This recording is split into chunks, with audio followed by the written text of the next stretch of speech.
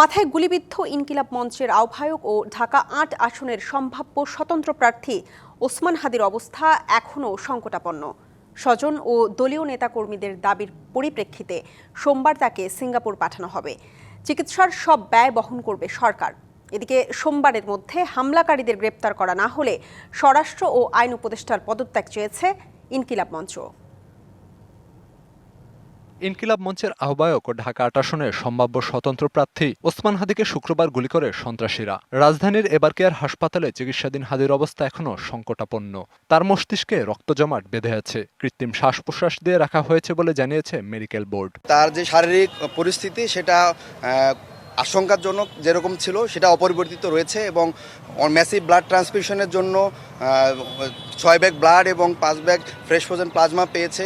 সেটার ইফেক্টে ডিসেমিনেটেড ইন্টারভাস্কুলার যে কোয়াগুলেশন হয়েছিল সেটা এখন ম্যানেজেবল কন্ডিশনে আছে, কিন্তু সেটার কারণে ব্রেনের যে বিভিন্ন জায়গাগুলোতে সেগুলোতে রক্তগুলো জমাট বেঁধে আছে বলে আমরা সিটি স্ক্যানে দেখেছি। নতুন এবং ফিরে আসা গ্রাহকদের জন্য নগদে চলছে ক্যাশব্যাক সহ প্রতিদিন হাজারো উপহার জেতার সুযোগ। হবে আশা আর ফেরা, সারপ্রাইজ সেরা।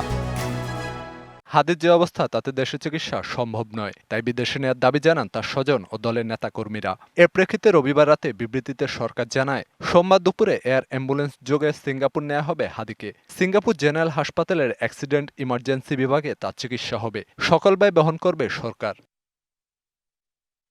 এদিকে হাদির হামলাকারীদের গ্রেপ্তারে আলটিমেটাম দিয়েছে ইনকিলাব মঞ্চ। সোমবারের মধ্যে গ্রেপ্তার করতে না পারলে স্বরাষ্ট্র আইন উপদেষ্টার পদত্যাগ চায় তারা। যেই তার উপরে যে আক্রমণ হয়েছে, এখন পর্যন্ত আপনারা যেই ফুটেজ দেখেছেন বা যাদেরকে শনাক্ত করা হয়েছে, এইটা আসলে কোনো গোয়েন্দা সংস্থা করে না। আমরা শনাক্ত করে তাদের কাছে এই ফুটেজ পাঠিয়েছি। যে বাংলাদেশের যে গোয়েন্দা সংস্থাগুলো রয়েছে তারা সম্পূর্ণভাবে এক্ষেত্রে অসহযোগিতা করেছে। হামলার প্রতিবাদে সোমবার কেন্দ্রীয় শহীদ মিনারে সর্বদলীয় প্রতিরোধ সমাবেশ করারও ঘোষণা দেয়া হয়। Khalid Hasan, DBC news.